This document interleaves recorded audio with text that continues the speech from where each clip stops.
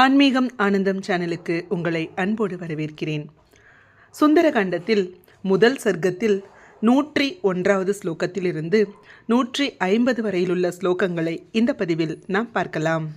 சுந்தரகாண்டத்தை ஒருவர் கேட்டாலோ சொன்னாலோ படித்தாலோ எல்லா நன்மைகளும் அடைய பெறுவோம். இவ்வளவு மகத்துவம் வாய்ந்த சுந்தரகாண்டத்தை நாமும் துதிப்போம். ஓம் ஸ்ரீ குருப்யோ நமஹ. அத சுந்தரகாண்டः பிரதமः சர்க்கः ஹனுமதः சமுத்திரதரணம் ஹிரண்யநாபோ மைனாகோ நிஷம்யலவனாம்பசः உத்பபாத ஜலாதூர்ணம் மகாத்ருமலதாயுதः சசாகரஜலம் भित्त्वा बभूवाभ्युत्थितस्तदा यथा जलधरं भित्त्वा दीप्तरश्मिर्दिवाकरः स महात्मा मुहूर्तेन पर्वतः सलिलावृतः दर्शयामास शृङ्गानि सागरेण नियोजितः शातकुम्भमयैः शृङ्गैः सकिन्नरमहोरगैः आदित्योदयसङ्काशैः आलिगद्भिरिवाम्बरं तप्तजाम्बूनदैः शृङ्गैः पर्वतस्य समुत्थितैः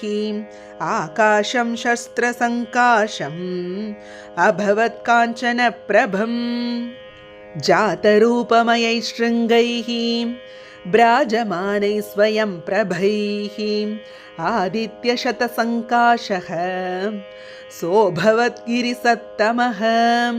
तमुत्थितमसङ्गेन हनुमानग्रतस्थितं मध्ये लवनतो यस्य विघ्नोऽयमिति निश्चितः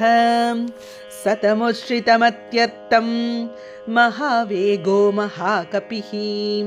उरसा पातयामास जीमूतमिव मारुतः सततापातितस्तेन कपिना पर्वतोत्तमः बुद्ध्वा तस्य कपिर्वेगं जहर्ष च ननाद च तमाकाशगतं वीरम् आकाशे समुपस्थितः प्रीतो हृष्टमनावाक्यम्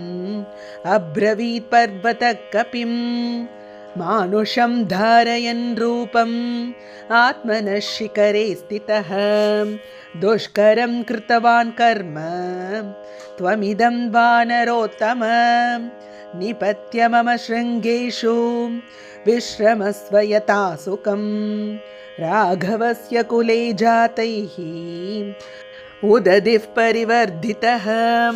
स त्वां रामहिते युक्तं प्रत्यर्चयति सागरः कृते च प्रतिकर्तव्यं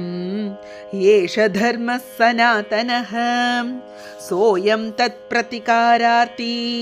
त्वत्तः सम्मानमर्हति त्वन्निमित्तमनेनाहं बहुमानात् प्रचोदितः योजनानां शतं चापि कपिरेष कमाप्लुतः तव सानुषु विश्रान्तः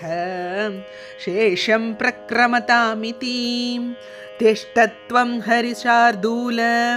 मयि विश्रम्य गम्यतां तदिदं गन्धवत्स्वादु कन्दमूलफलं बहु तदास्वाद्य हरिश्रेष्ठ विश्रम्यस्वो गमिष्यसि अस्माकमपि सम्बन्धः कपिमुख्यत्वयास्ति वै प्रख्यातस्त्रिषु लोकेषु महागुणपरिग्रहः वेगवन्तः प्लवन्तो ये प्लवगा मारुतात्मजं तेषां मुख्यतमं मन्ये त्वामहं कपिकुञ्जरम् अतिथिः किल पूजार्हः प्राकृतोऽपि विजानताम् धर्मं जिज्ञासमानेन किं पुनर्यादृशो भवान् त्वं हि देववरिष्ठस्य मारुतस्य महात्मनः पुत्रस्तस्यैव वेगेन सदृशः कपिकुञ्जर पूजिते त्वयि धर्मज्ञ पूजां प्राप्नोति मारुतः तस्मात् त्वं पूजनीयो मे शृणु चाप्यत्र कारणं पूर्वं कृतयुगे तात पर्वतः पक्षिणो भवन् तेऽभिजग्मुर्दिशः सर्वां गरुडानिलवेगिनः ततस्तेषु प्रयातेषु देवसङ्घाः सहर्षिभिः भूतानि च भयं जग्मुः तेषां पतनशङ्कयां ततः क्रुद्धः सहस्राक्षः पर्वतानां शतक्रतुः पक्षांश्चिच्छेदवज्रेण तत्र तत्र सहस्रशः समामुपगतः क्रुद्धो वज्रमुद्यम्य देवराट् ततोऽहं सहसा क्षिप्तः श्वसनेन महात्मनाम् अस्मिन् लवनतो ये च प्रक्षिप्तप्लवगोत्तमं गुप्तपक्षसमग्रश्च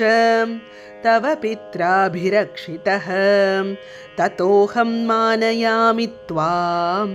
मान्यो हि मम मारुतः त्वया मे ह्येष सम्बन्धः कपि मुख्यमहागुणः अस्मिन्नेवं गते कार्ये सागरस्य ममैव च प्रीतिं प्रीतमना कर्तुं त्वमर्हसि महाकपे श्रमं मोक्षय पूजां च गृहान् कपि सत्तमं प्रीतिं च बहुमन्यस्व प्रीतोऽस्मि तव दर्शनात् एवमुक्तः कपिश्रेष्ठः तं न गौतममब्रवीत् प्रीतोऽस्मि कृतमातिथ्यं मन्युरेषोपनीयतां त्वरते कार्यकालो मे ह्यश्च व्यतिवर्तते प्रतिज्ञा च मया दत्ता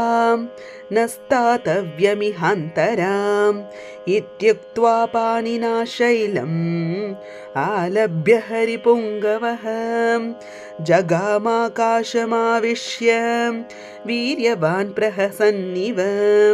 सपर्वतसमुद्राभ्यां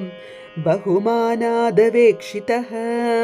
पूजितश्चोपपन्नाभिः आशीर्भिरनिलात्मजः अतोध्वं दूरमुत्पत्य हित्वा शैलमहार्णवौ पितुः पन्तानमास्ताय जगाम विमलेम्बरे ततश्चोर्ध्वगतिं प्राप्य गिरिं तमवलोकयन् वायुसूनुर्निरालम्बे जगाम विमलेम्बरे तद्वितीयं हनुमतः दृष्ट्वा कर्म सुदुष्करं प्रशशंसुः सर्वे सिद्धाश्च परमर्षयः देवताश्चाभवन् हृष्टाः तत्रस्तास्तस्य कर्मणां काञ्चनस्य सुनाभस्य सहस्राक्षश्च वासवः उवाच वचनं श्रीमान् परितोषात् स गद्गदं सुनाभं पर्वतश्रेष्ठं स्वयमेव शचीपतिः हिरण्यनाभः शैलेन्द्र